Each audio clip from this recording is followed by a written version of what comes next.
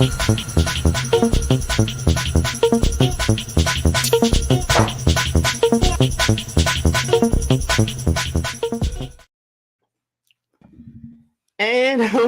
I saw you back here dancing. What's going on, everybody? This is your boy Scotty by Nature TV, and this is another episode of One on One.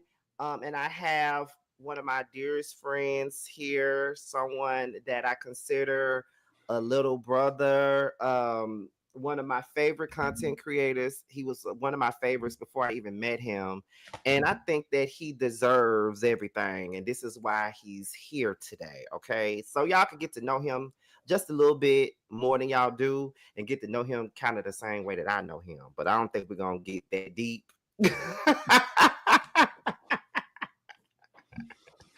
Well, what's going on, Aaron? What's going on? Hey, Scotty. Thanks for having me. All right. All right. Now, I want to start it off by just by saying that first of all, I am so proud of where you are. Like you have come a long way from when I first found your channel and stuff like that. Like you are really doing the thing. Like you Thank you. like your interviews, like you are I be looking at your interviews. Sometimes I'll watch your past interviews sometimes, and because I'm so unpolished, I feel like you're polished, and I want to get to that point. So sometimes I'll be watching your interviews, and I'll be like, I need to get a little bit more professional like you do. You really do a good job at what you do, though. Thank For real. I'm not you. just saying it because you're my friend. I'm saying it because, I love content creators anyway. So when I see something in somebody, I have to let them know what they do. And you do a great job. Thank you. I be freaking out. So whenever I get compliments on anything, that's a huge, huge deal. Okay. Because in here, I be overthinking, over processing. So I'm happy that you enjoy it. So that makes me happy. Well, let me ask you this since you said that. Is that a thing with us as like content creators or YouTubers or bloggers or something like that? Like whenever we get the opportunity to do like a big interview and like we get nervous and be in over our head and stuff like that. Because I know for me, I remember one of the first big interview that I got was Miss Wanda from Love and Marriage Huntsville. That was the very first one that I got. That was the same year that we all got the Candy interview, but that was months before. So Miss Wanda was actually my first big interview. And I never forget it. I didn't have any questions. I didn't know what I wanted to ask. I didn't know what I wanted to wear. I found something to put on 15 minutes before the interview. I made up the questions 30 minutes before the interview, and I just thought it was gonna go all wrong, and it turned out to be one of my best ones. Like how does that Do you get starstruck? No, surprisingly I don't. I don't either. So I don't want people to feel like, oh, it's because we're talking to celebrities that I'll be nervous. I don't be nervous about no celebrity. I don't really ever get starstruck. Even when I see celebrities out and about, I don't really care. Like to me, it's just like everybody in Atlanta is a celebrity. You know, they say that. So that's not the aspect of it that makes me nervous. I feel like me doing a good job and me wanting to get the answers to the questions that I know my audience wants to know. That's what makes me nervous. Yeah, it's this because I'd be saying the same thing. Like even when I interviewed Miss Wanda, I wasn't nervous. I was nervous, but it wasn't like a starstruck type of nervous. Right. When I interviewed Candy, I was nervous, but it wasn't a starstruck kind of nervous. The same with when I interviewed Sweet Tea. It was nervous, but it wasn't a starstruck nervous. It was like, I want to do a good job with this interview. And I want the opportunity to have to interview them again, or have somebody else of that stature come to my platform. Because I don't really give a damn if you're a celebrity. It's just like when we was out at the Boss Baby Awards last year. There was people that we knew from reality TV that was there, and I wasn't starstruck. I was walking right past them people like they was like they was one of us. Like I didn't give a damn about them being there. Now it was one that I was excited to see, and that was Black. The Shamari's group Black. Now I was happy to see them though, because I love their music. So but Shamari wasn't there, was she? She was there. I got a picture of her and everything. Shoot, I forgot. Are you going this year? Are you going this year? Yeah, I'm going. I'm going, and we're gonna talk about your Boss Babe win somewhere in this conversation. Okay, I do have a story though. Okay. Well, Okay, go I ahead. did. I was starstruck, not really on YouTube or on a video, Mm-hmm. but okay. So, but in real life, so I was in New York. I was dating this guy. Well, I think we were on an off period, Mm-hmm. but I was visiting New York, and the guy I used to date lived in New York, and he took me and my friend out to this party. So we go to the party and it's cute, we're kind of lit, we're drinking, it's fun. And then I look across the room and I'm like, oh my God, this is the first one and only time I've ever been like kind of like nervous to meet somebody. I was like, I looked across the room and it was Dustin Ross Oh from my Carlos God. King's channel. Well, he's a writer. I don't know if you know about the podcast, The Read. Oh, I know about it. The Read, he wrote for their TV show when it was on Fuse, and he's y'all know he does the Ebony Williams and the Carlos King and all of that. So I was like, oh my God, that's Dustin Ross. So this was probably like 3 years ago. So I'm like, mind you, I'm with the man that I used to date, and we still kind of like. Yeah. So the guy I'm with, he goes, oh, I know him. I'll introduce you. And I'm like, oh my God. Oh my God. Because low key, it's not really starstruck. It's really a crush, like, to be honest. Yeah. I'm like, oh my God. So he introduces us and Dustin goes, oh, you're Aaron. And I'm like, you know my name? Yes. That was the first Friend Zone podcast. Yes, he's on the Friend Zone podcast. But I was like, oh my God, you know my name? So that was probably the only time that I was like nervous to meet somebody. Did you know that Dustin used to do YouTube like we do? No.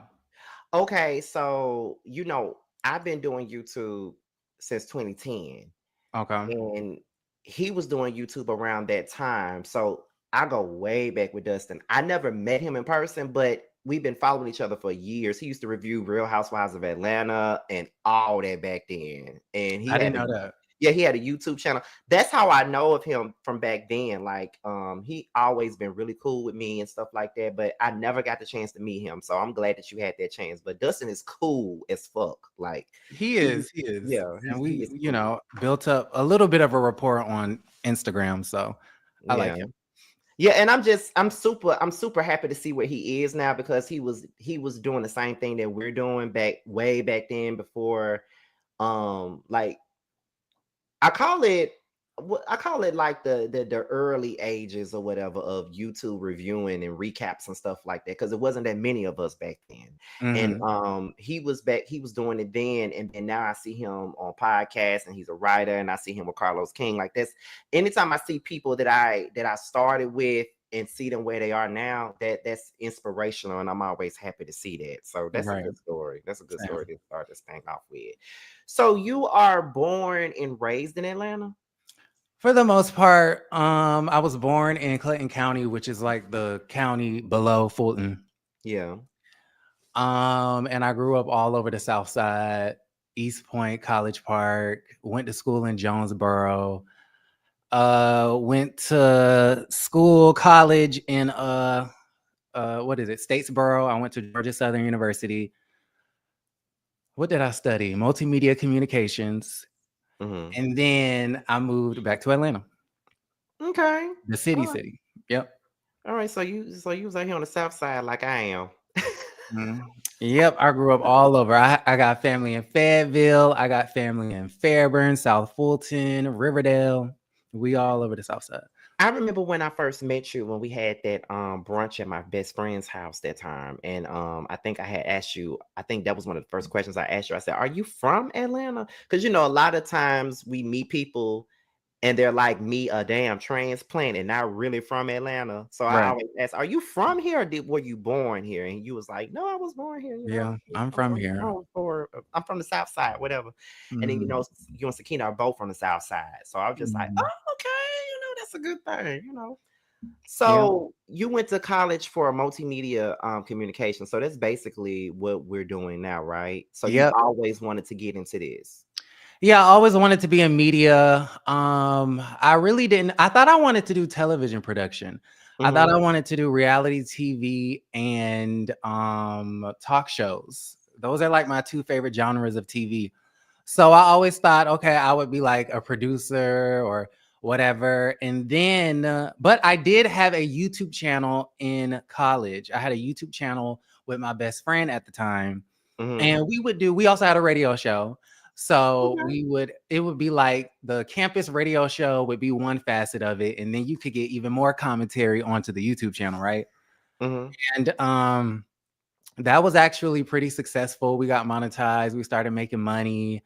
And then me and the best friend fell out, and it became like this whole big melodrama. And he ended up deleting the channel.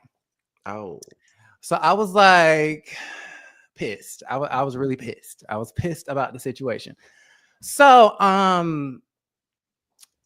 it was devastating to me because I'm like, okay, I can kind of see myself. I wasn't really in the headspace to be a TV producer anymore. Mm-hmm. I was in the headspace of social media. Like, I'm like, okay, I can do social media. I can do digital media. So when he deleted the channel, like that really pissed me off because we were using that to launchpad our careers after school. Mind you, this is our last year of school. So I'm thinking, okay, we're going to do YouTube. We're going to do social media. Like, this is what we're going to do. We fell out. He deletes the YouTube channel. Okay. Then I graduate from college, and then I move back home, and I fall into a depression because I'm like, I don't know what I'm going to do. Like, I wasn't really prepared to like go out and apply for jobs, and I never did an internship. I don't really know anybody. Like, I don't know anything. I don't know anybody. All I had was a college degree. So I was like, I was working odd jobs for maybe like 6 months to a year. And I sat down and thought to myself, okay, I'm going to do another YouTube channel, start it from scratch. Mm-hmm. And if I can make a career out of it in less than a year, then I'm going to do YouTube. If I cannot make a career out of it in less than a year, then I'm just going to really buckle down and like get like a real job. Mm-hmm.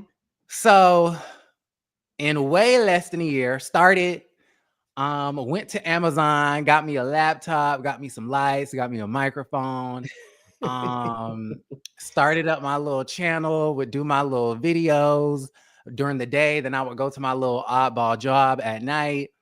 And maybe in about 5, 6 months, I started making money. I started making more money off of YouTube than I did at the job I had at the time. So it was kind of like, okay, $200 one month, $300 one month. Oh, and then the pandemic happened. The pandemic was such a terrible time because, it was a lot of the political climate at the time was crazy. Then you had the Black Lives Matter stuff. And then you had, a lot of people dying and stuff like that. And so it was a very somber time, but it was also for me personally, a time of rebirth and renewal.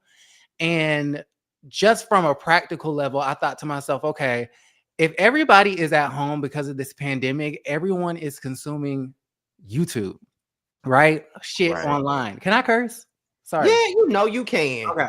Look at where you Everyone at. is consuming the stuff online. So I feel like if it's any time to become a content creator, I felt like it was during the pandemic. So I tried to strike the iron while it was hot. And again, I was within my year time span. Um, you know, again, made $200 one month, $400 one month, then $1,300 one month. And then I got a check that was bigger. The second I got a check that was bigger than the check that I was getting from my job, I quit and started doing YouTube full time. I don't blame you. The second usually they say, oh, save your money, have 6 months worth to save. The second I made a penny over, I said, this is what I'm doing. Well, I'm gonna tell you this. Your story is very similar to mine. The only difference is I was doing it. I had been doing it for a long time, but for 10 years by the time the pandemic came, but I still didn't know what I was doing. You know what I'm saying? Like I still didn't know what I was doing. My content wasn't the best, and I give up because I was working a 9 to 5 job that consumed most of my time. So there would be times where I would be too tired to put out a video, or I didn't have the strength to put out another video. And not only that, I was going through personal stuff. There was depression on, with me, and all that other stuff that was going on. But in the midst of the pandemic starting, I was going through a rebirth of my own, not just with my content, but in life. And I had said to myself, I really want this YouTube platform to go somewhere, because I've been working on this shit for the last 10 years and I ain't went nowhere. So right now, I really want to take out the time to really take it seriously. Just like you, I bought a light, I bought a new camera, I did all that. I had downloaded some software, editing software, because I hadn't edited no videos in years. Right. And I said, I'm just gonna take this shit seriously. And it's just like in 2020, when that pandemic hit, I started to see my channel grow so fast. And it's like I took advantage of everybody being at home. Right. And I was an essential worker, so I had to go to work every day. But every time I got off of work, I get home, make videos, edit them, be up till about 1 o'clock in the morning, get up at 6 in the morning to go to work and do it all over again. Like that's what I was doing. So I think the pandemic was a good thing for a lot of us as content creators. And I saw somebody say that they want to be a content creator or whatever. And what I would say about that is, especially when you have a job or a full-time job, full-time student, whatever you're doing, you got to make time. Yes. You're going to be tired. You're not going to feel like it. And then you're going to do your best to push out the content, try to make really good content. And then you're going to post it and then nobody's going to watch it. But if you let that stop you, if you let the low views stop you, or if you let, your time constraints stop you, then you're not going to make it. You got to push through.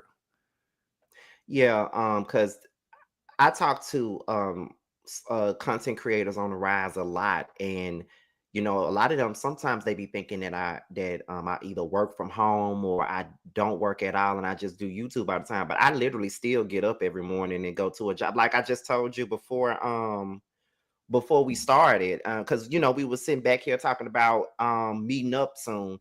And I was like, well, I got to be up at 4 o'clock in the morning to go to work. So I get up at 4 o'clock in the morning, go to work, get off at 1 o'clock in the afternoon, do videos, look through neighborhood, talk to find something to talk about, all this other stuff. And I put out 3 to 4 videos in one day and do it all over again the next day. You're doing better than me. By the looks of it, from everything that I see, it seems like you do this all day, every day, full time. Like, yeah. So, I mean, you basically do. You have 2 full-time jobs. Yeah, it's a lot, but I'm still, and there's other stuff that I'm getting myself into that I'll be talking to you about once we're done. This like this whole year gonna be a full year for me, because I'm getting into other stuff.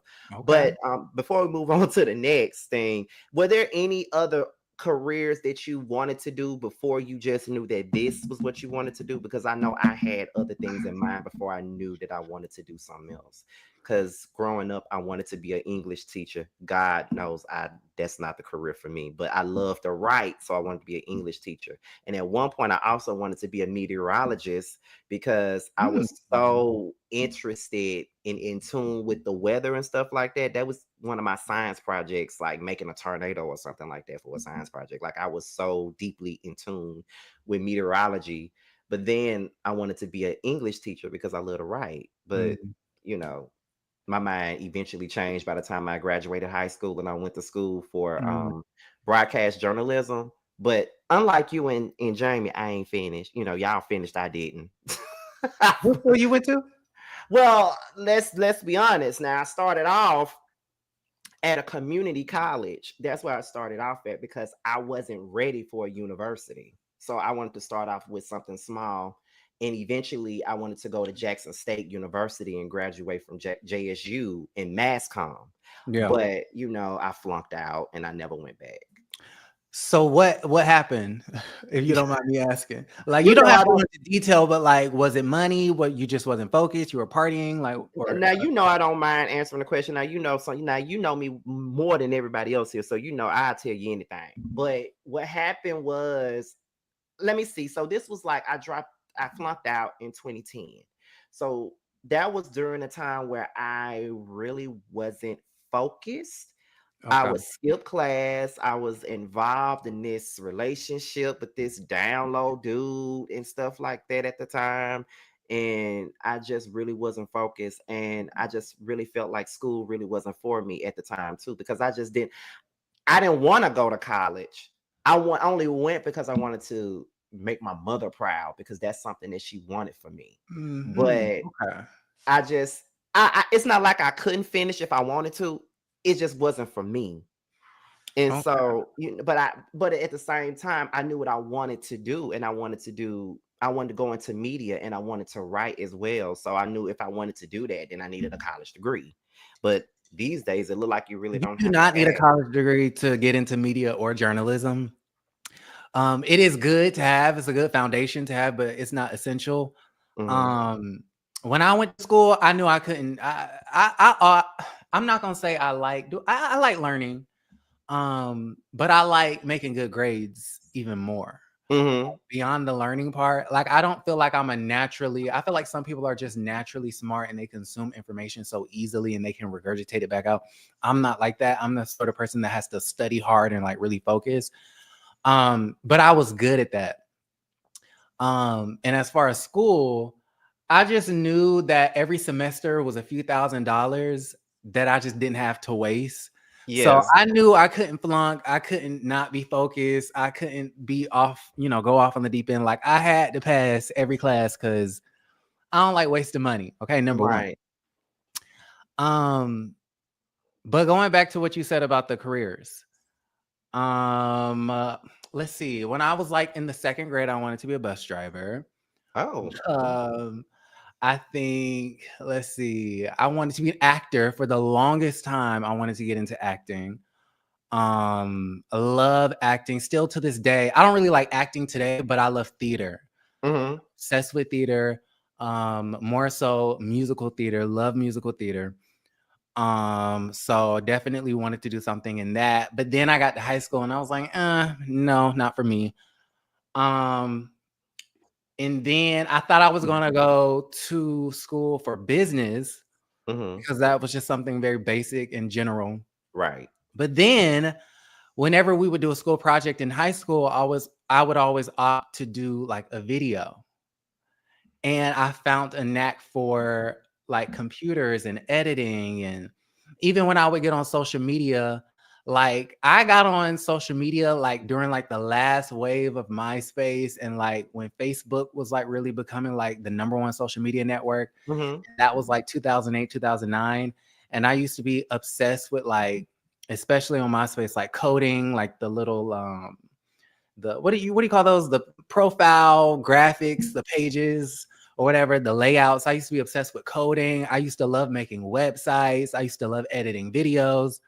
So fast forward to high school, I found a knack for editing, and then that's when I knew I wanted to do media. So yeah. Like even I knew that I wanted to get into like the media train or the writing train is because I've always been a creative in some Mhm. kind of way. Um I would write. I don't know. I don't think I ever told you this. I think I have, but I'm not sure. I But I think you did. know, huh? You have a book? No, no, no, no, not that, Oh, even though I do, but I used to write songs too. okay. Like when I would be feeling away, I would put it into music. Like I go to Sound Click and download a beat and write to it and send it to one of my cousins who would sing, and then I sing it for him, and then he'll take it and do whatever he wanted to do with it. Like I used to be really deeply into music, and I haven't written a song since 2016 because I lost the whole passion of writing music. But of course, I told you about the books and stuff. Like the last time I went home, I went and got my jump drive with all of my stuff on there, and I had been writing like novels and stuff since I was 15 because I like to create characters and stories and stuff like that. And then on top of that, I like to run my mouth and give my opinion on stuff, and it doesn't hurt to get paid for it. That's Yeah, why when absolutely. I'm on Facebook and I'm saying stuff, and then everybody's like, you don't get paid for this. And I'm like, actually, I do get paid for this. Clock it. Clock it. So actually I do. Okay. But Y'all yeah, take but it serious for free. We exactly. take it serious for money because y'all Exactly. think that I'm the president of the Porsche fan club, but really and honestly, I don't really care. I do it for money. Like, like I do care. Obviously, I wouldn't be talking about it if I didn't care a little bit. But it's Yeah. like I turn off the camera and I'm like, I don't care. Yeah, it's over once you turn it off. Like it doesn't Like really I'm doing matter. this for money. Yeah. So it's like, I remember, let me go back to the college conversation that we had. I do know that there was one time where I did contemplate going back to school. I think that was in 2019. I said, you know what? I really didn't have that many more classes to go before I fucked up. I could just go back and finish. Mm-hmm. My sister was like, why? And I said, because like I feel like I need that, for what I want to do. She said, you're already doing it. And you already paid off your student loans already. Why would you want to go back to school and get back into debt like me? I was like, well, you got a point. So, I did contemplate going back to school and finishing up, but something tells me that I think I made the best decision for myself to not go back, because it probably would have been a waste of my time and everybody else's, to be honest. Yeah.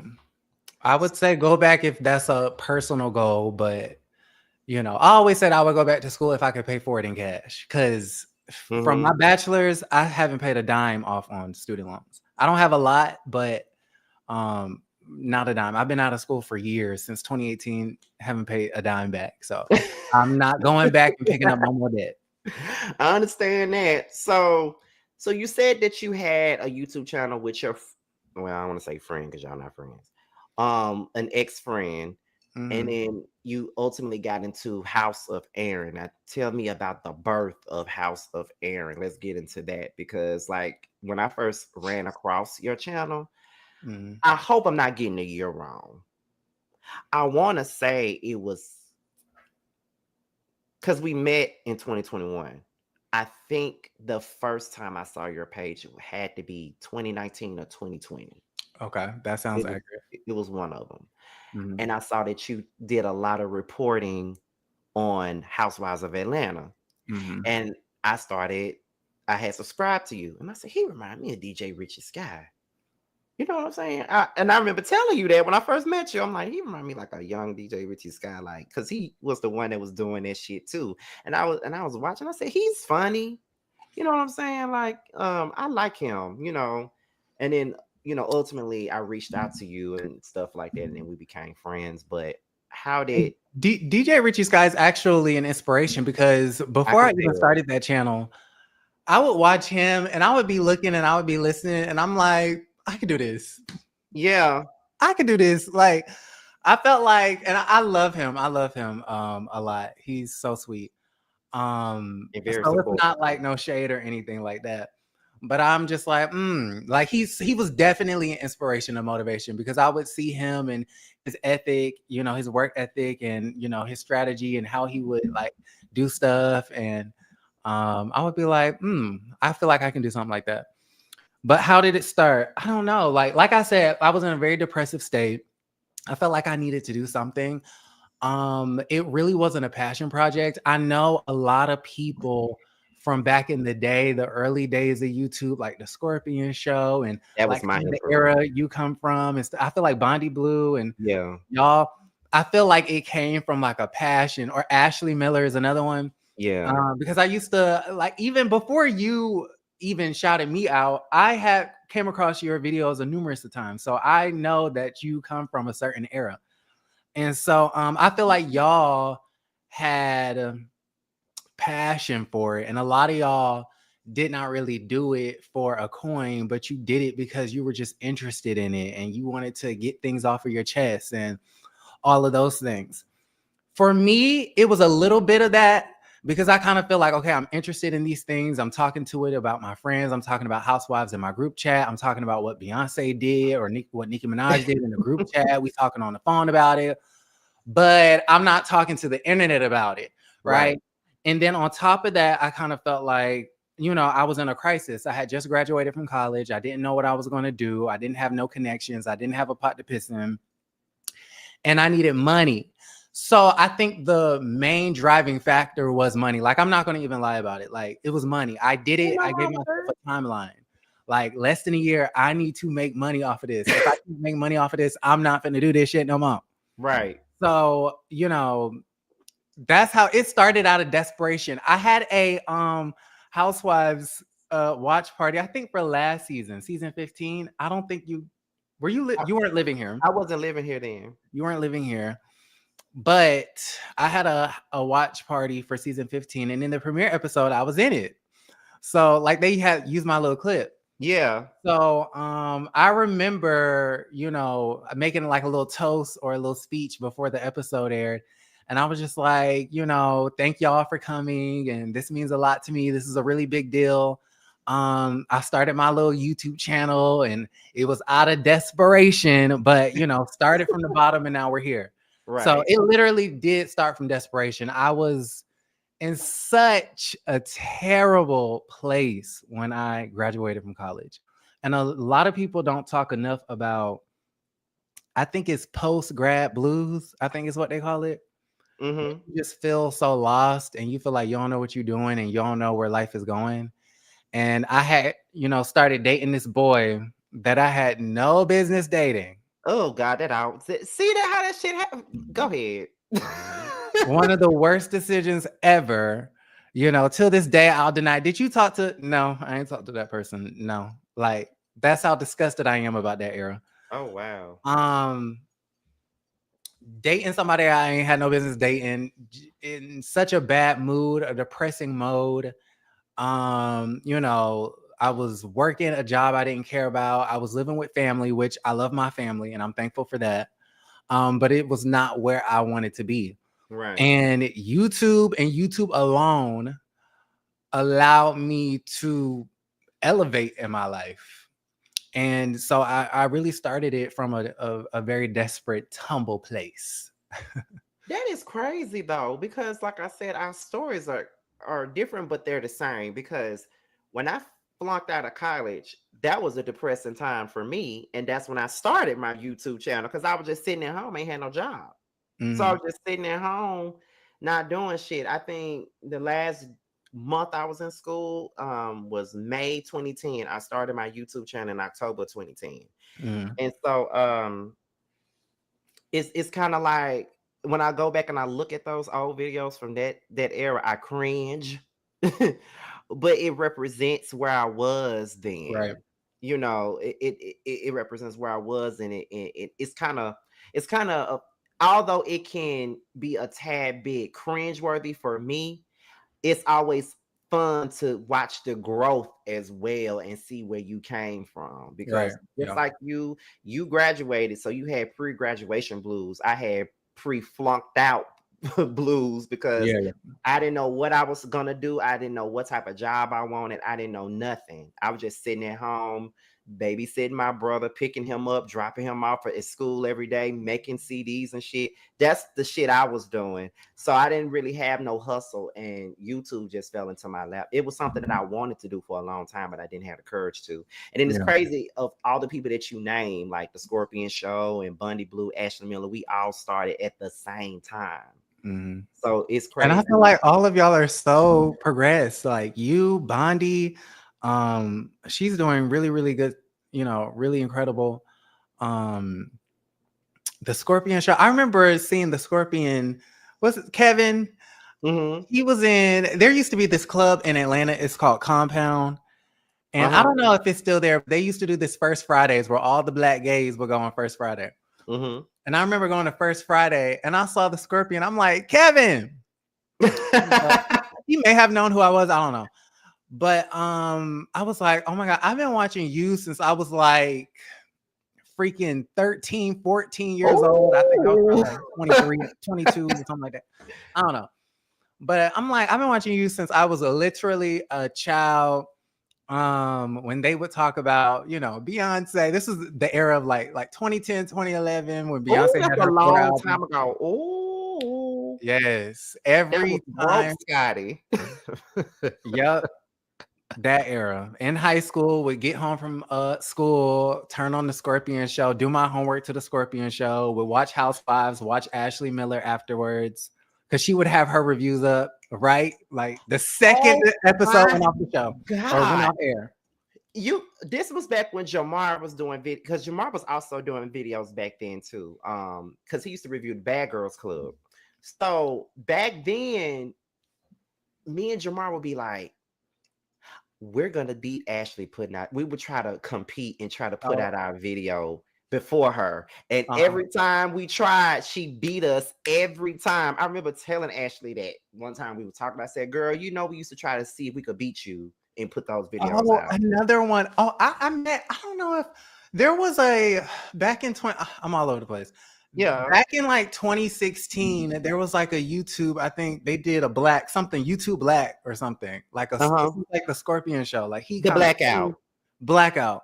And I remember meeting Ashley. I don't know if you were there. I wasn't. Okay. I was supposed to be there, but I wasn't. But I did meet Rox. I used to watch her too. Love her. Love her.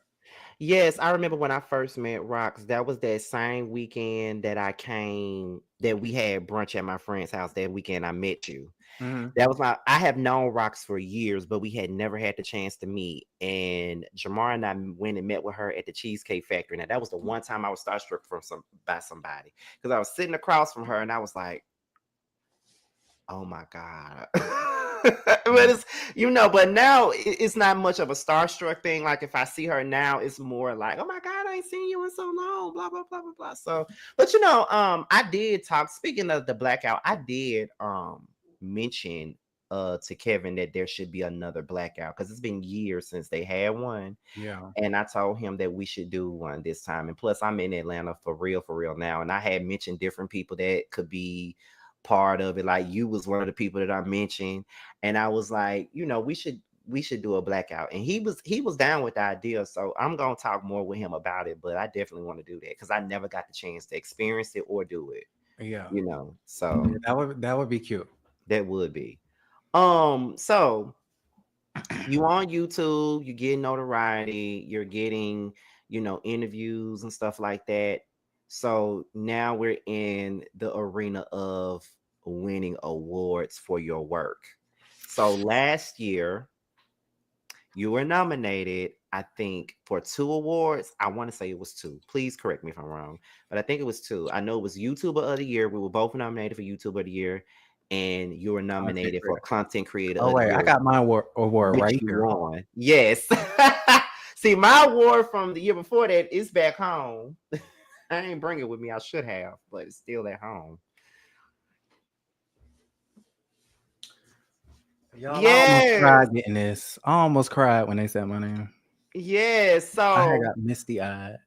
So you won the 2024 award for Content Creator of the Year last year at the Boss Baby Awards, and we were all there. Me, you, Bundy, Jamar, we were all there together. We were all nominated, and how did that feel to win an award for your work? Okay, I'm not gonna even lie. I did not really give a shit at first. Because my friend who is heavily involved in the Boss Babes was like, oh, you need to come. Are you gonna come? What you gonna wear? And I'm just like, girl, I may not even go. Like I wasn't even gonna do the whole process of even being nominated, because I'm just like whatever, like I don't really care. And then stuff like that just make me nervous, make me uncomfortable anyways. So I was just like, girl, I paid it. But then I was just like, I like the messaging behind it as far as honoring women and the gays and the LGBTQ and stuff like that. So I was like, you know what, I'm gonna participate. And then, maybe a week or two before, I'm like, I'm not gonna go. My friend is like, what you gonna wear? I'm like, I'm probably not gonna go. So anyways, at the last minute, I'm like, okay, let me go. Let me put on a suit, brought my mama and everything like that. And then I end up winning. And honestly, like I was really happy that I did, because I did not know when they called my name. I don't know. I wasn't expecting. I was like Beyonce, like at the Grammys, like what's going on? And it kind of made me emotional. Like I started getting misty eyed. I'm like, because I had never been recognized in that way for anything that I did in the media space. So that was really, really nice. Like, it was a really good moment for me.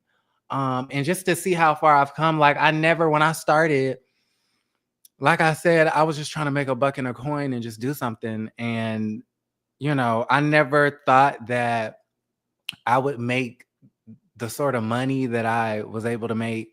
I never thought that I would be able to interview some of the people. Like, I never intended to be an interviewer.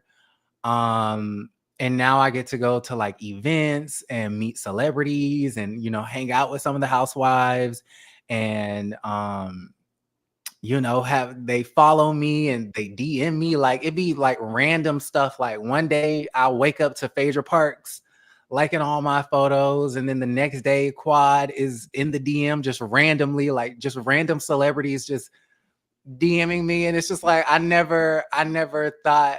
And what's interesting is that I feel like I've worked hard to get to a certain point, but and it's not just YouTube, it's also like networking. And now I'm a writer now. I was just about to get So into that I next. have even more connections. But I've worked hard, but I truly feel like, I'm in the field that I'm supposed to be doing, because I feel like most of the things that have come my way have literally come my way. They've literally landed in my lap. Like, Hmm. most of my biggest interviews, they asked me, the celebrities PR team, they asked me to do it. Right. I didn't even have to ask them. Um, the biggest opportunities have just fallen into my lap. Me meeting certain people, it just happens. So I just kind of feel like, because a lot of times I be wanting to quit. I be wanting to soft quit. Like, honestly, I haven't really even been doing YouTube like maybe like You the past haven't. year or so. You haven't. I haven't really been pushing it like that, because I just feel like I be kind of over it. But I think the thing that kind of keeps me going is the fact that things just keep happening to me that I feel like are a blessing. And to me, that's a sign that this is, something that I need to be doing. So yeah. Well, it does sometimes get, as easy as we make it look. Sometimes it does get to a point to where be like, I don't want to do this no more. Like, All the I time. know I had my moments where, and I love doing YouTube. Like, that's the main thing. Like, I love doing this. Like, this is a passion for me. But sometimes it gets to a point to where I don't want to do this. Like, I don't really feel like doing this. I got too much going on. I don't want to do this. But I still push myself to do it. So, and I feel like I've come way too far to quit now. Like, I've been like, I kicked and screamed for the first 10 years of this shit, wanting more from myself. And now that I got more from myself, now I want to sit up here and be like, oh, I don't feel like doing it. Oh, I want to quit. Or I think my biggest problem, my biggest issue with it is like, I think I care too much about what people think sometimes. Speak on it. Yeah, I think I care too much about what people think. Like, I would pigeonhole myself and pretty much put myself in a position where I'm reading shit knowing that it's not going to be favorable to me. And it's like you want to know what people think about your content, and you want to find different ways to upgrade it or do it better, because these are people that watch you all the time, whether they hate watch or not, they're watching, because I have read a lot of negative stuff about me so many times, and it has hurt me to the core. Yeah. But at the same time, it's kind of like, but they're not doing anything differently than what I'm doing, because I give my criticism on people all the time. So Well, why can't I take the criticism that someone gives me? You know what I'm right. saying? So, I so, also feel so like it's a way to do it though. I yeah. feel like sometimes the way people come at me is not the way that I come at other people, but okay, Yeah, like whatever. I think a lot of it, because I pride myself on being like, the best person that I know how to be. And some of the things that I would see people say, it would be so far from what I Who know, you are. because I would feel like, well, if I was this horrible person, and half of these people wouldn't want to work with me, or all these YouTubers that I that I am cool with and that I have long-standing friendships with, they would not want to be in my presence if I was just this dark cloud of negativity. You know what I mean? Like, because I've known you for about 4 or 5 years now, and we always You're have a the good sweetest time. person. Yeah, like we have the best time You are together all the really, time. like, I'm trying to figure out how, because I know on your channel you've told stories about how you've fallen out with certain people, and I'm trying to figure out, okay, like how, like, you're really sweet, you get along with everybody. I always say if I fall out with somebody, it's never because, and I'm not, and I promise you, I'm not saying this just to be saying it. But if I fall out with somebody, it's never me. Mm. Because if there's a problem, I always address it. I know I'm not perfect and I may have my ways sometimes where I may be oblivious to certain things, but I always tell people if I'm doing something wrong, then just let me know. But it's also a way to inform me that I'm doing something. Like, I'm not the most emotional person, so that's my character flaw. So I Mm. know that I did have a falling out with someone because I wasn't that, I don't want to say I wasn't catering to their emotions at the time. I thought I did enough, but I didn't do enough for them emotionally. I thought I did what I could, but it wasn't enough. And sometimes you just got to take that L and just bite it. But for the most part, if I fell out with somebody, it's never because I did them wrong. Yeah. You know what I'm saying? Yeah. Because, I don't go out of my way to be, a fucked up person to Well, yeah. nobody. You No, know, you don't give me that at all. yeah. So, that's why, but it just, I think that I have to take, because I'm starting to get into the groove of highlighting more of the positive stuff.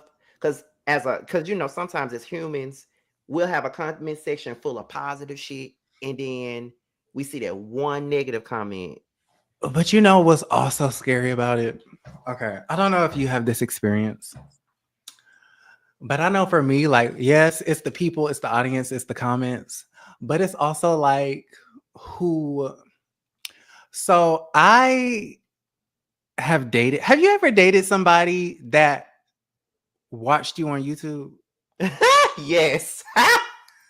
Okay, so like I have dated people and then I find out that they knew me from YouTube. That scares the hell out of me because now I feel like, okay, you're watching, like these people are watching people that I'm dating currently, people that I used to date, people that I might date. Like, I don't know. Like, I'm not gonna lie, I've dated a few house guests. I'm not gonna lie. So that's nerve-wracking. And then like the celebrities too. Again, I'm not starstruck and I really don't care about celebrities, but it's just the fact that sometimes when you know a certain person or certain people are watching you, then it's like it's in your head and then you feel like you have to say certain things or be a certain way and then it just gets too much and then it make you not really even want to do it no more. Yeah. So it's just the pressure of knowing that certain people are watching. Now let me go back. I definitely dated someone that watched me before. I did date them. I dated them for a couple of months. He was older than me. I think he was more so like maybe like 11, 12 years my senior. I think I was 28 when I was dating him. He was like in his early 40s at the time. I probably should have stayed with him. Anyway, I dated him, and then recently I dated someone that was just as much of a public person like me. And sometimes even now with that experience, now I feel like because I'm a YouTuber and people know me now, if I date somebody, I really can't flaunt it like I want to because everybody's going to be in my business. Okay. Like because everybody was in my business with the guy that I was dating. So it was kind of like everybody wanted to know this and Who everybody. was that? Is that the one that hugged me at the award show? No, he wasn't.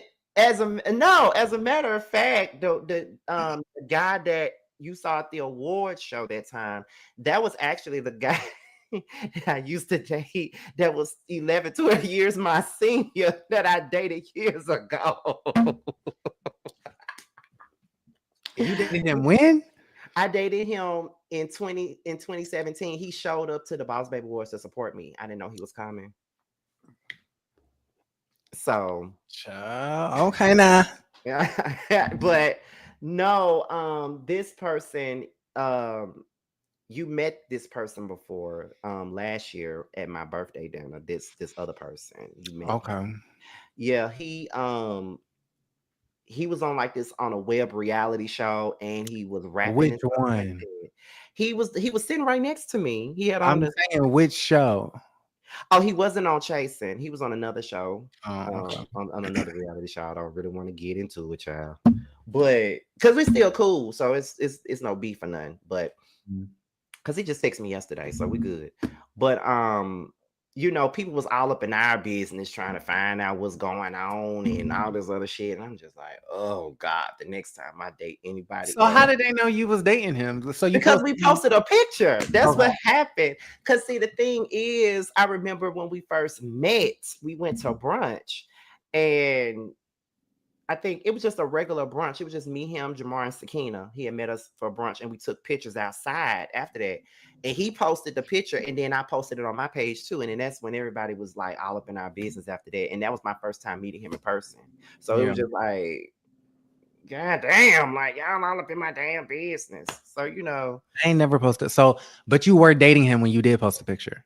we had just started talking. Okay, y'all had just started talking. Okay. Yeah, so it really wasn't that deep until around my birthday. Like that's when we were dating, and we were just dating. Like we wasn't in a relationship. We were just dating. Yeah, I ain't never posted no one that I was dating. I don't think ever in life.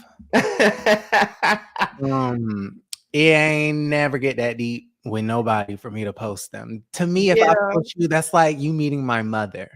You Yes. really have to be. We have to be locked in, loaded, cemented in time. Y'all ain't never gonna see who I date unless you see me out. Yeah. So that's not gonna happen. I think that's the way I have to move from now on now, because it's like after that, when that had happened, it was like, oh my God, like I'm so sick of everybody asking me questions about this and blah blah blah blah blah. Like, if I do the not gonna lie thing, they're asking me a whole bunch of questions and stuff like that and trying to find out, what's going on. I'm like, oh my God, Somebody please. said to the outside world, y'all was IG official.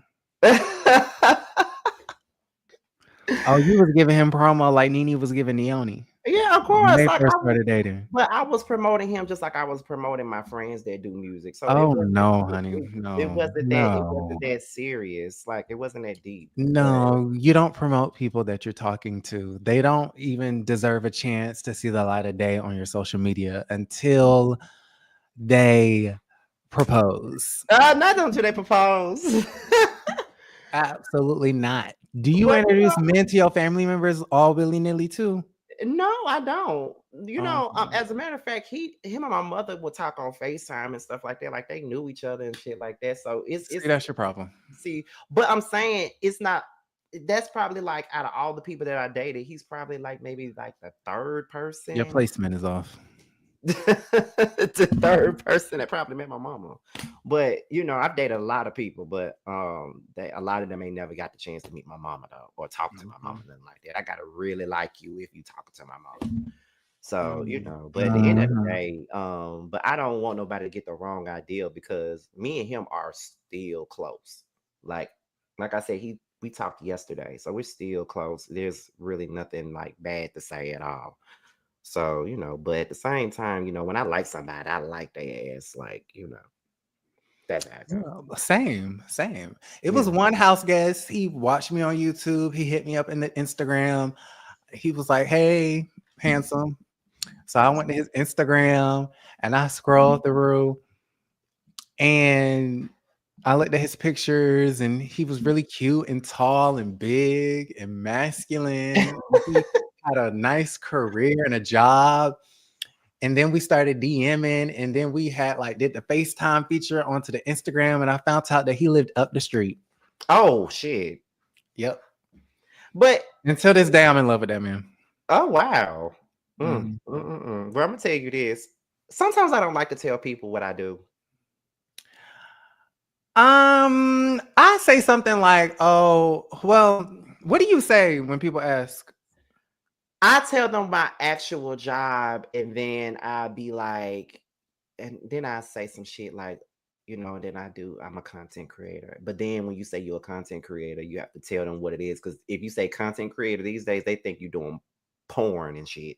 And that ain't what you're doing. Right. So then Yeah. I have to explain what I do. Oh my God, that's so cute. Oh my God, blah blah blah blah. And oh, you interviewed that. I hate it. Maybe because I don't like a lot of attention anyway. But it's just like, I say, what do I say? I think I just say blogger. I'm a blogger. I just feel like yeah, that's easy. I'm a blogger. I talk about celebrities. That's all, I feel that's like kind of that's all encompassing.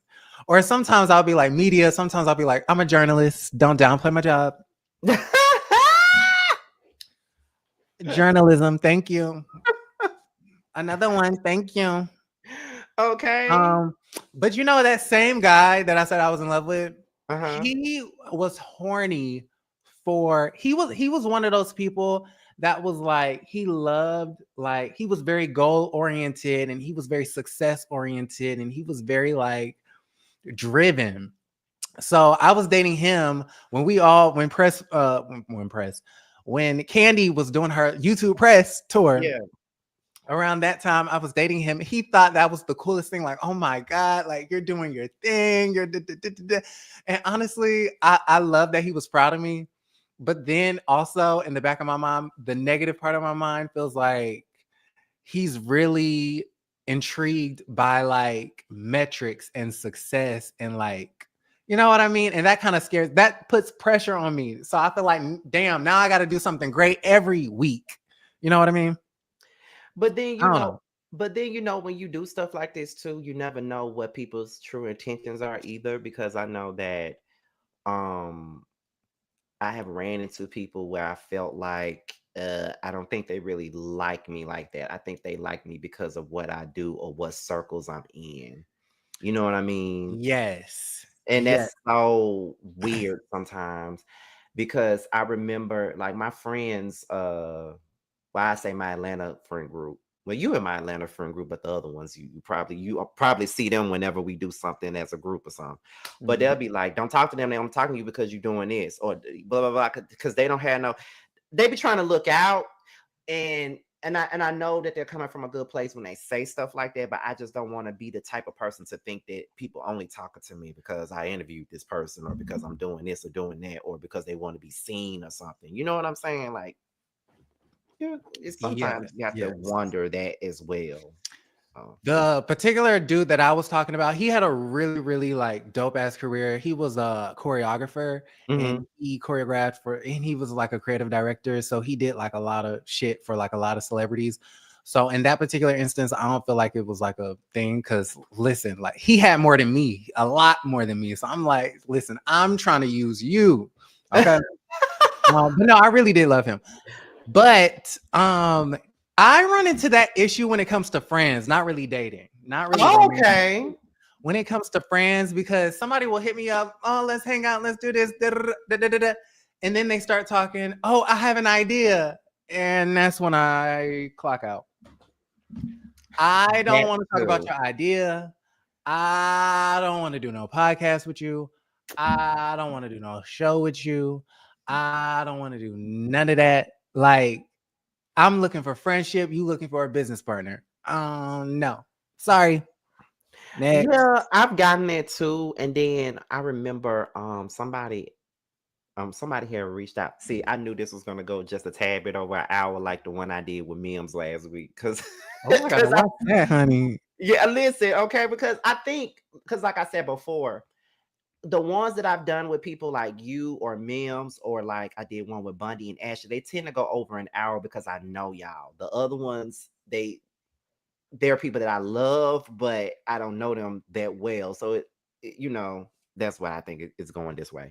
But I remember someone had reached out to me on Instagram one time and they wanted to work with me on something. And I just went and looked at what they do. And it was more so of like a Christian spiritual type of thing. And I just felt like that wasn't going to align with what it is that I do. Scotty, you're not a Christian? No, not that I'm not a Christian, but they was doing like Christian content and shit. And I'm like, how do I fit into this? I'm A like, if I'm pastor going, wanted me to interview him. really? Random pastor. I'm coming out with a book because people want press. Yeah. So, just random people. Can I get an interview? People who do music. I'm like, I don't even do music content unless you Shamia or Dora or Flatline, Portia, Tardy for the Party, Kim Zolciak. We don't talk about music on my channel, sis. So, no. See, that's what I'm saying. And I just felt like it didn't make sense. So when I was saying, I said, I'm gonna have to pass. I don't think that aligns with what I'm doing. They were mad with me. But I'm like, I'm really not obligated to work with you if No, I don't not at feel all. like it It don't works out with match. what I'm doing. I don't have to. Yeah. I get it. They sometimes because there was a time where I would work with just about anybody. I'm gonna tell you something else, Aaron. I'm gonna tell you just like this.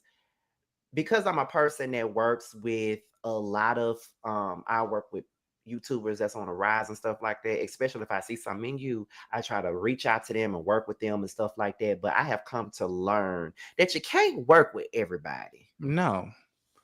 You You can't hardly really can't work with nobody. That's really, to be tricky. honest. Like I just try to keep it with the people that I've been knowing for the longest. If you want to do a collab, I'm gonna hop on it. If whatever. But it's like with some people, I'm like, because sometimes you try to help people, and then the next thing you know, you see them acting real weird, real shady for no reason. And it's like, what is this for? All I ever trying to do is help. I just wanted to see you win. What's all this about? So I've been seeing a lot of that over the last couple of years.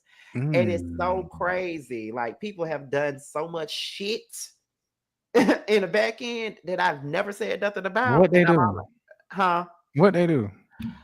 Ooh, that's a conversation me and you gonna have to have off camera, honey, because I don't even want to put it on. See, here's my thing. If you, especially for people who are brand new to content creation, like they don't really have an audience on no platform. Right. Before you ask me to collab, like, usually they want to pick my brain. I'm like, okay. I'm not saying like I don't do no consulting, I don't do no coaching or whatever. But people like to pick my brain and they usually want to do something, a podcast, collab, let's do a show, let's do. And I be giving them, like, I look at their stuff and I'm like, I think you should do this. I think you should go in this direction. I feel like you should change your mindset. I feel like you should do. I have given advice and consultations for free to so many people. They never take it. They never, even the people that are close to me, they never take it. So I just be like, you're not saying you have to take my advice, but it just shows me you're not really a serious, and if you also want to collab, I'm also a friendship-based person. Not a friendship-based person, but I work off of trust.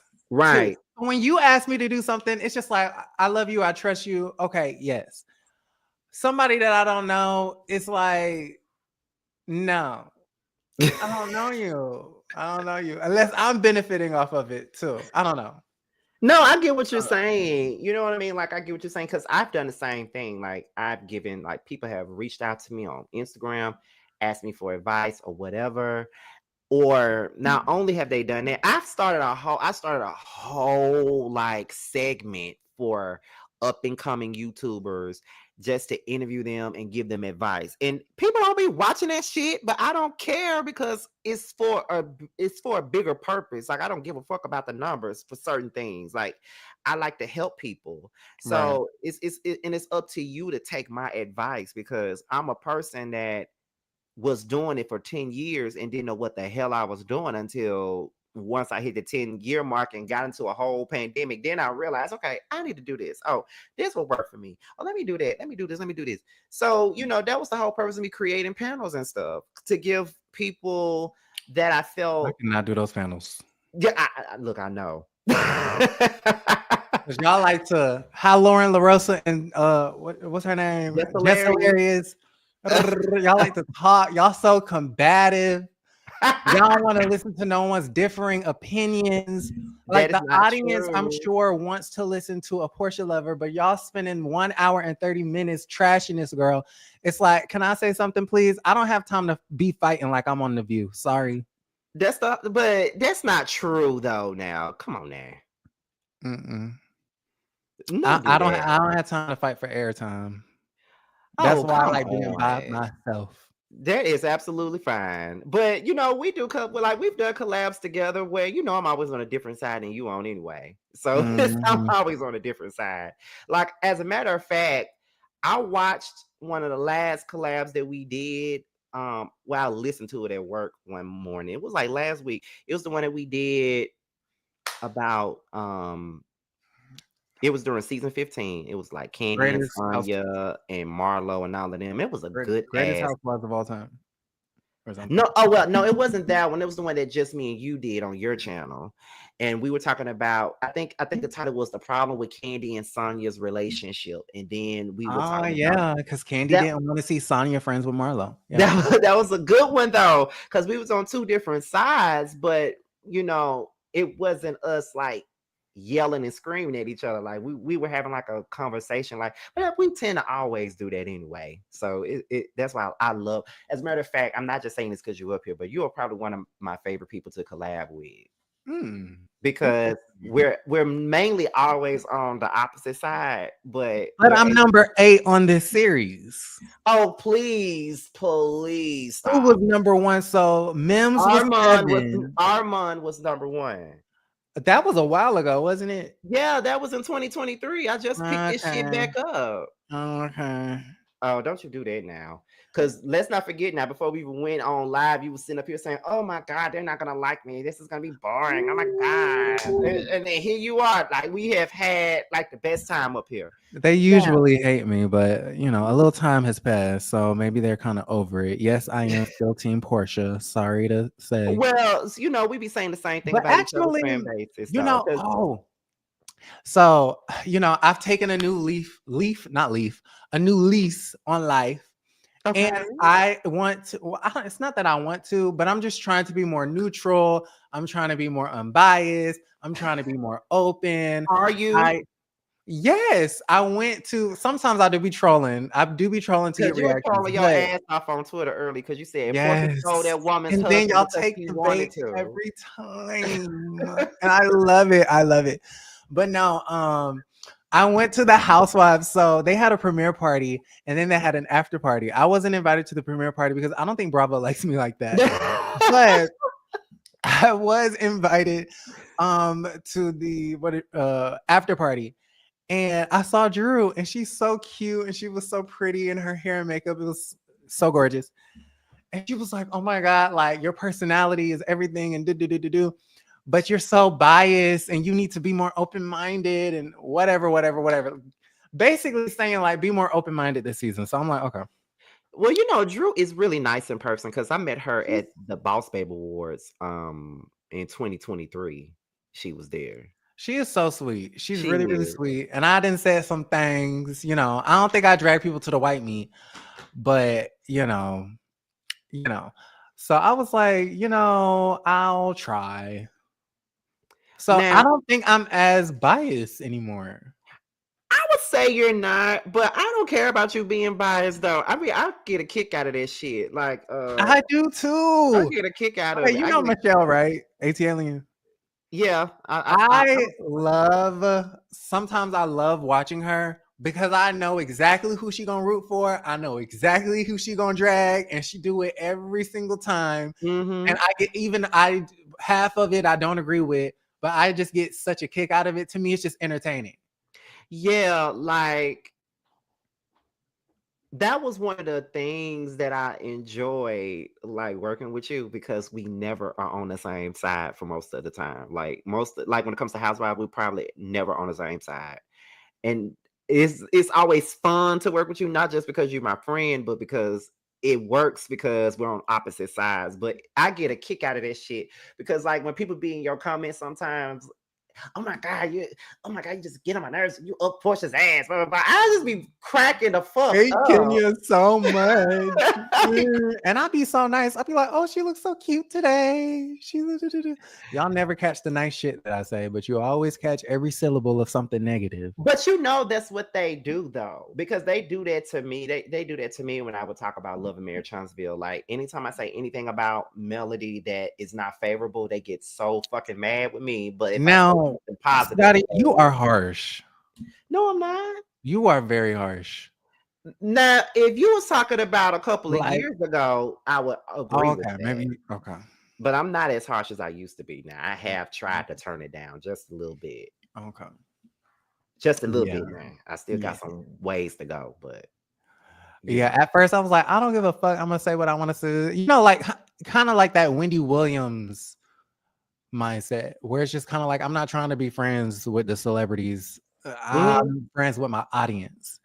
That's exactly where I'm at with. I mean, like, let's be honest here. I work with some of these reality stars, and some of them folks I've dragged, like Dr. Heavenly. Like, I was surprised to even get an invite to Miss to Millions on her channel, and I drag her all the time.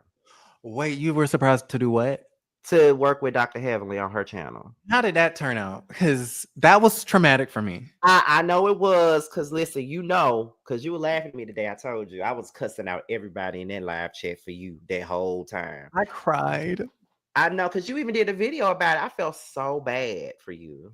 And I was like, I'm going to turn this into content.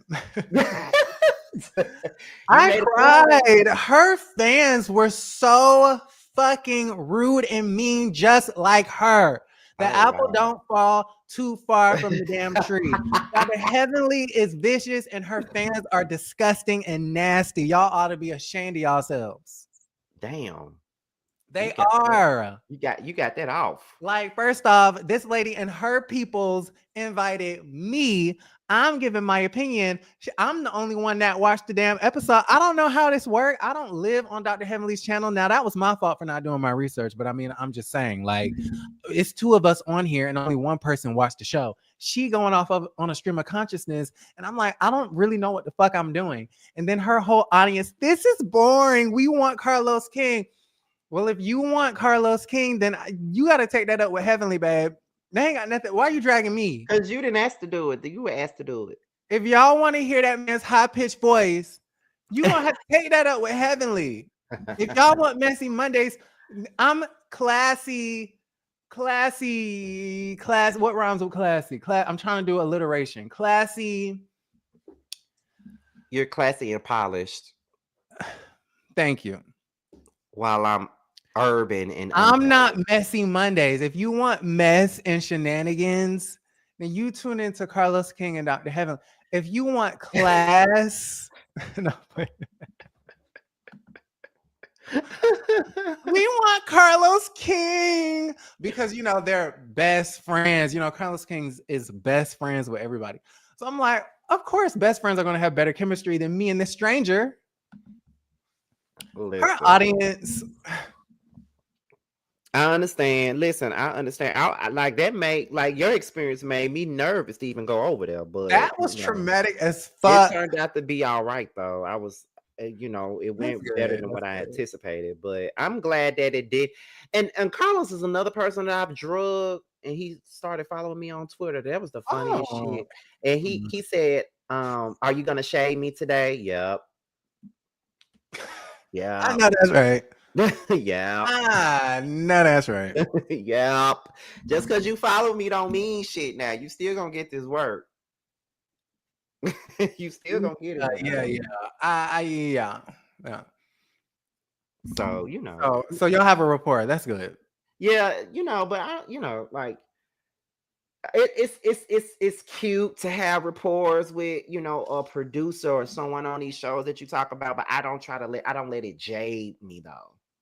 I don't let it jade my opinion and what I think, because before I even met Candy or had an interview with Candy, like I was an Escape fan from the beginning. So my opinion of her was what it was even before we interviewed. But hell, how she found me was when I was dragging her about the damn generator on Candy in the Game. That's how she found me. And then they sent you a gift box. Right, because you would think sent you a gift box. So it's whatever. Like, these people know that I be dragging their ass, and they know I'm gonna keep the same energy. That's probably what it is. But let's get into you writing for the Jasmine brand. Now, how is that? How did you get into that? Basically, I wrote them and they was like, "You're hired." That was basically it. because I don't know, YouTube, speaking of the word jaded, it just started to become jaded. Mm-hmm. And yeah, like I just wanted to delve into something different. I wanted to do something different. Not really. I wouldn't say I'm a natural writer, but I felt like it would be an interesting opportunity, and so I took it. It's really not really a story to it. Okay. So now I'm writing stories for the Jasmine brand. They're really cool over there. Um, and it has its benefits that I haven't been able to reach on YouTube. It's a whole different ball game. So, it's cool. Well, I just want to say this. The Jasmine brand. I just want to say this to you because I know Yeah. we coming to the end of it all, but I just want to say that I am and I mean this from within me.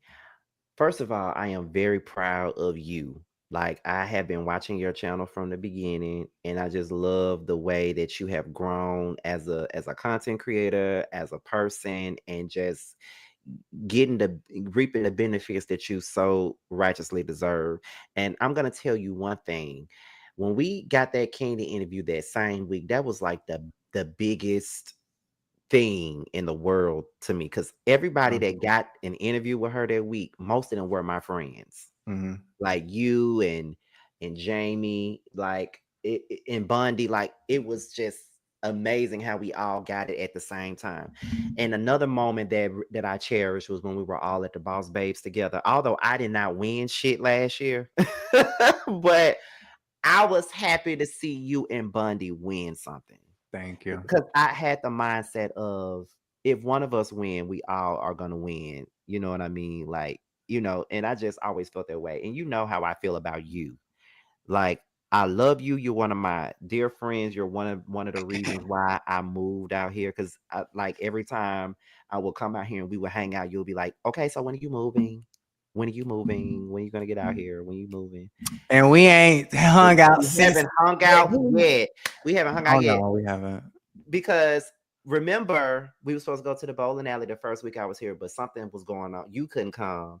Then we had been trying to meet up and things just wasn't aligning. Then my birthday came, you got sick, then your birthday came, I had wisdom tooth pain, and then it's just like every time we try to get up, it didn't happen. But I told you, and when we talked the last time, I said I really want to make that up to you, so we need to go out for drinks, and You I don't will have to pay. make nothing up to me. I just here's the thing. I But like to. guess who did come? I know. I know. Y'all, Jamie, that's me, came to my little birthday shindig. I thought she hated me. No, And I should really hate her, but that's a different story. but no, I was I'm like, playing.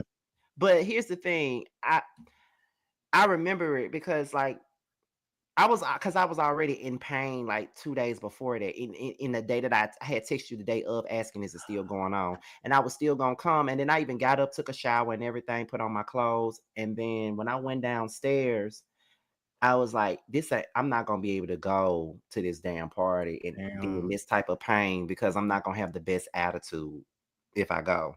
So Jamar was like, I don't think you should go. I know you want to, but I know Aaron will understand if Of course. Yeah. if you're not able to go. Because here's the thing, I always show up for you, and that was the one time that I didn't, and I just pride myself on showing up for everybody. And I felt So the same about your birthday.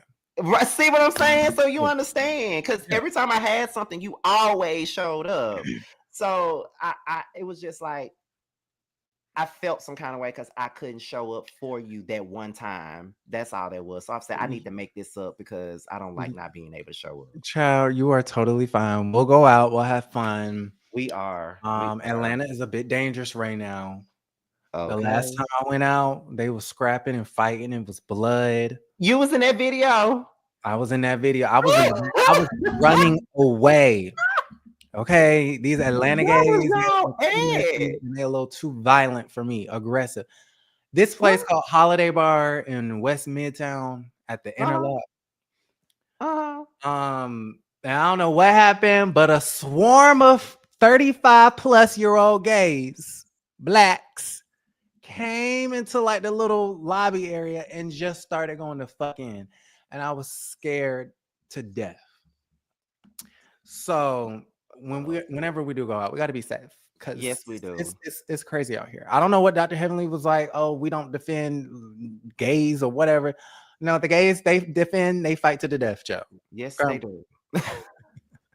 Yes, they do. And I'm not in the business of fighting anymore. I got my teeth done. I don't want nobody hitting me in my mouth. So no. No. You gotta be safe. You gotta be safe. Yes, I can't wait till we do though, because we always have a good time. Yeah.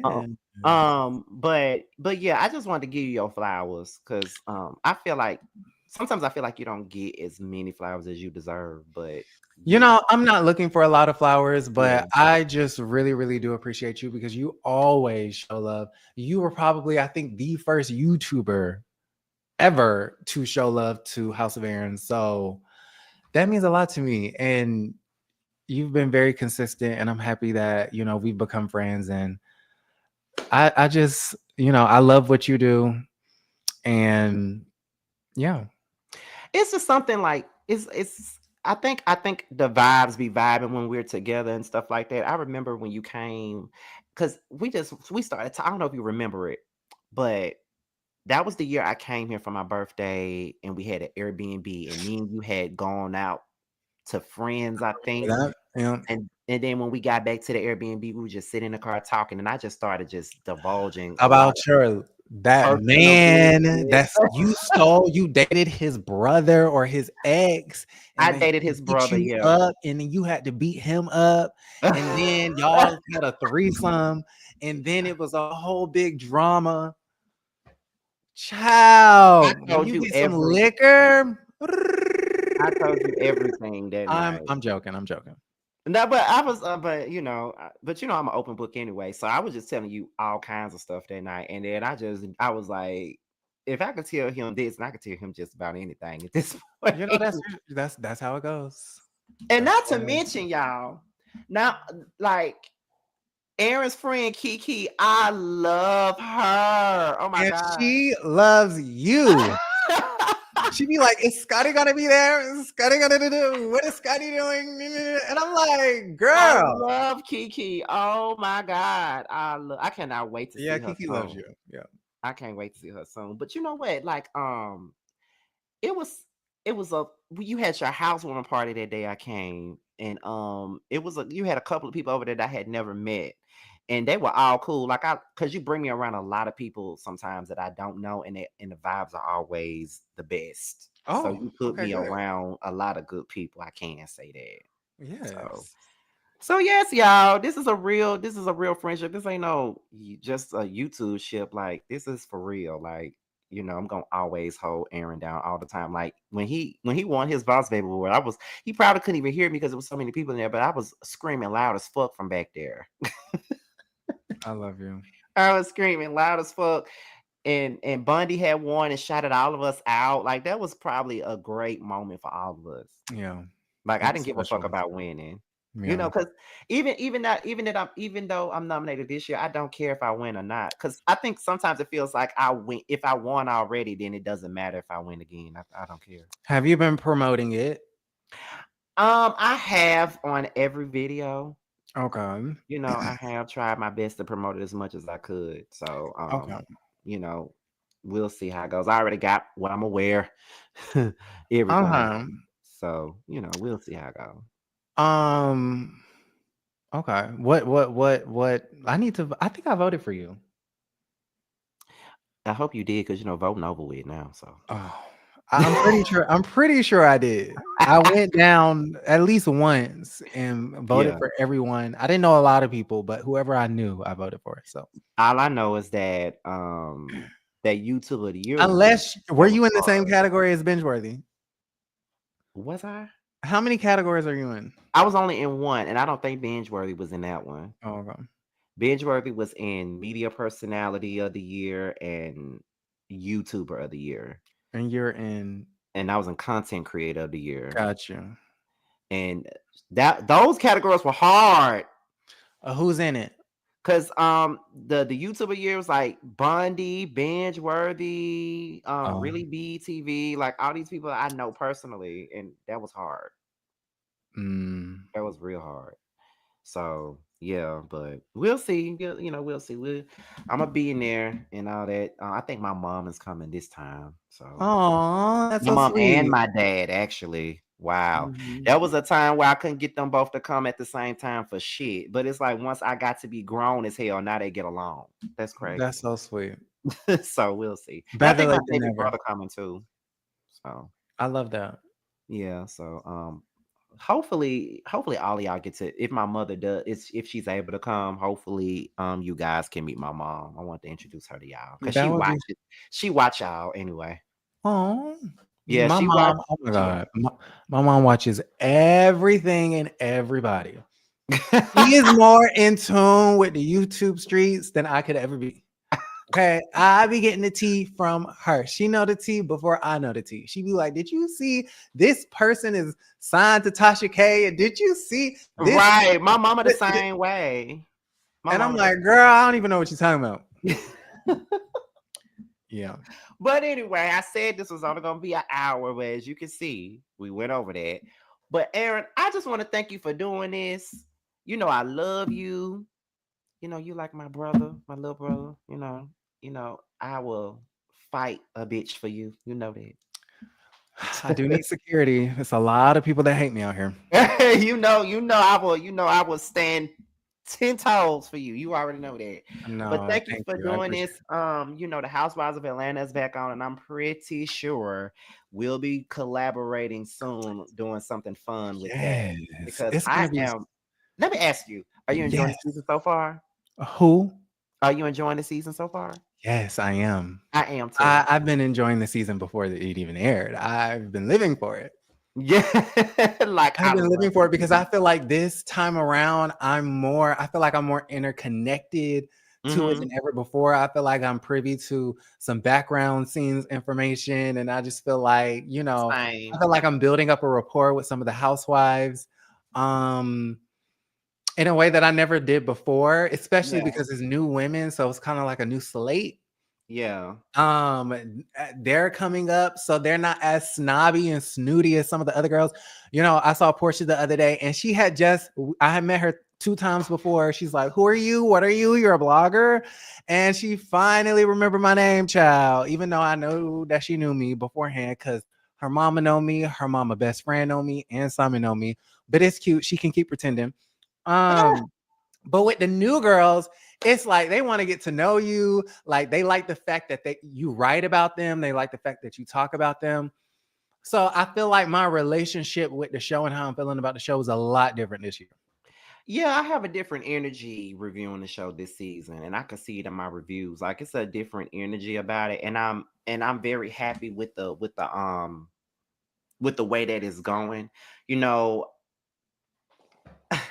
I hate when people trying to downgrade it by trying to compare it to Love and Hip Hop. That's really irritating me. I don't see Love and Hip Hop. I feel like why is it Love and Hip Hop? Because some of them had a little surgery done, or is it because they're a little younger? What makes it Atlanta Love is and Hip hip Hop? hop. That's what it is, Atlanta, you the first know. season, Lisa Wu was showing the house to Jazzy Faye, and Kim Zolciak was in the studio with Dallas With Dallas Austin. Austin, And second season they was doing alter ego photo shoots with what's his name? I Derek met him Blank, one time. Derek Derek Blank, Blanks. Derek Blanks. yeah, And Nene was dressed. They was in Magic City. Like it's always been a bit ratchet and had a hip hop undertone because that's what Atlanta is. And I just kind of feel like the Titanic has risen, still I rise, RHOA said. And either you gonna sell off into safety or you gonna jump overboard, babe. Like yeah. Just I feel like people just need to get with the program because it's a new get with the era, and program. a lot of these women are not as young as these people think that they are because they are pretty much, some of them are the same age as Sheree, and a lot of them were when they first started. Sheree was in Exactly. her late 30s, and Phaedra was in her late 30s when she first started. They're all around the same age. It's just that it's a new time, a new era. it's not 2008 anymore. It's 2025. So it's Mhm. different. And I like everybody at this Yeah, point. I like I do everybody. too. I think people forget a lot of the nuances from that first season. I mean, right after that season aired, Nene and Greg became a big deal because they weren't paying their, I don't know if they was defrauding a landlord, or I don't, like, their whole, it was exposed that their whole lifestyle was fake. And, Kim had a sugar daddy. She was being a gold digger. Like, all of the same themes that y'all say about the current women, we've been had since season one. Um, so I don't really understand a lot of the hate. Even with the strip club scene, like they made that a big deal as if they never went to a strip club on Housewives of Atlanta before. Like, what is the big deal? As if Like, Bolo wasn't slanging dick and ridiculous, and they wasn't pussy patting dressed in stripper wear in Charleston, South Carolina during it's Cynthia Bailey's crazy. bachelorette party. I Get out just of feel here. like people want RHOA to fail. They do. People are obsessed with that show failing. I have no idea why.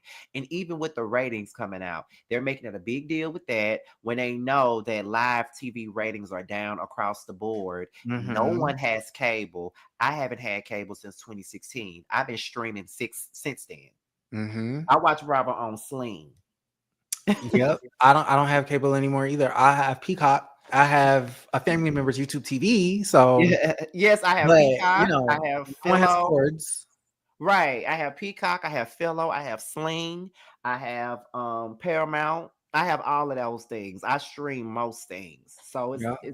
no one really watches cable like that anymore. Like it's just like with the numbers in music, most of the numbers are from streaming numbers. Nobody really just sit there and go on iTunes and buy the music like they Right. used to. They could just save it when they could just save it to their phone and play Yeah. it all day and just call it a day. Like why would And you? as far as the new girls, I feel like people should give them a chance. I feel like they That's are what I said. all potential stars, Right. in the making. I feel like, Angela, I'm seeing clips of Angela. She's taking it. Her husband is going to be, I think, a really big storyline, in, episodes in the future. It was a situation with some gay boys that were trying to expose Charles Oakley. Oh. A mess. It's a mess. Um, and then the Brit Edie, like, y'all is hating on Brit Edie. Like, She she's so hasn't fabulous. She is She so hasn't fabulous. done anything really yet That's what for I'm people like. to How you hate gonna on hate on her. somebody? She ain't I did nothing. but you know why? They only hate Uh, you know the people that's hating PSA on. Team Twirl, get over it. That's those are the people I'm that's like, hating she on ain't did Brie. nothing yet. Because Like, so even Kelly, far, like, yeah, go ahead. does she talk like her nose stopped up? Absolutely. But that Yeah, doesn't but why are you mean saying that anything. every time you see her? Her nose is nasally. Her nose. Yeah. Every time they see Angela, her nose. I'm like, okay, we get it. They have plastic surgery. Say something different. We get it. You think it's like Love and Hip Hop. Say something different. Like, y'all mouths don't get dry talking about the same damn thing. It like Housewives Twitter is the worst. Like She ain't did nothing. All you know is that she was instrumental in tricking your fave out of her spot. And that's not her fault. That's your fault. Because even if that lady did threaten Kenya, how did he say at least she ain't do it on camera. okay. She was smart enough not to do it on camera. That's why we still see her. That's why she is in the photo shoot. That's why she is holding a piece. That's why she is in the title card. That's why she has a personal story. And that's why we see Kenya being a not friend of, but a guest. You have been on this show for how long? And you don't know how to move and operate. Girl, they already didn't want you. And that's why you sat up there on Carlos King doing a whole situation, airing out all your grievances. And now you in the same situation that Nene was in, calling up Nene, asking for legal advice, when this is the same woman that went on to speak on it and said that she wasn't valuable to the network anymore, that Bravo didn't want her, and no other network was ever going to pick her up because she was a talentless buffoon. Oh my Now God. you are in the same exact position trying to get legal advice from the talentless buffoon, in Kenya's words. How do you let Britt Edie, Oh my God. a newbie, trick you out of your spot, your last I don't want to say she's less than smart because Kenya is very smart, but she had a huge lapse in judgment. To me, okay, she threatened you, boo-hoo. At least she didn't do it on camera. The fact of the matter is, Bravo didn't see anything wrong with what she did from the information that they know, and you're not there anymore. I think the viewers need to give those girls a chance. I think they're fabulous. This is a new era of RHOA, and y'all gonna be left behind if you don't get on the choo-choo train. But Come I on now. think I said this before in one of our last collaborations that we did. People don't know what they want because when season 15 was on, they were saying that Kenya can't carry a show. But now that she's not on, Ratings are down we because of need Kenya. Kenya. We need Kenya. Or last season, Meanwhile, they, Kenya's on the show. huh? But she's on the show. But she's on the show though. You know what I'm saying? Like they act like she's not there. Or they'll say some shit like last season, we need a reboot. We need a reboot. You got one, and now Now you y'all mad hate about it. all the new girls. It's crazy. Like you And can't then you win. hate the discourse on Twitter. Elon Musk and that nasty Twitter of his is like, y'all been going ham on these new girls. I'm like, they really ain't did nothing yet. Like, damn. And then it's just real nasty. Like, it's nasty work. I don't like it, but they'll come around. They'll come around. Yeah, they will. But the season is really good to me right now, to be honest. Like I'm enjoying it. I enjoy talking about it. Like a lot of my gossip videos is about what's going on with the show. I am completely invested. Me too. So so I'm here for it. But like I told you before, I'm sure we're gonna do a collab or two this season because it's good. You know, like I'm trying to open it up with a clean slate with everybody, even Phaedra. So, you know, Well, that's going to be interesting. we're gonna see. However, y'all, we're about to go ahead and get up out of here because after this I gotta film some other shit for tomorrow, You're a including trooper. right. I said I was gonna do an album review on Drew's album because I got it on my phone. I haven't listened yet. She has a beautiful voice. Oh Lord. She really does. She has a beautiful voice. But I don't know if I think she did it for a storyline, but I don't know. I don't know. Listen now. She has a beautiful voice. You know, one of them songs, I think it was the second one, I really did like. I thought it was cute. Because I normally like her music. Like I like doing something bad bitch, doing good, bad bitch. Oh, I think that's the name of it, yeah. But I did like her "Throw Us Away" song, the song she performed at the reunion last time. I did like that song. That was number 2 on my list. I did like that. I like the 5 on It song. That's cute. And I like Already Know. I like that one too. That's cute. I like the one she did with Candace, Affirmations. See, I didn't listen to that one. That's a cute song. And I do like the Good Girl Bad Bitch song. Now, I love Shamia's song though. I have not listened to Shamia's song yet. It sounds like a Brandy song.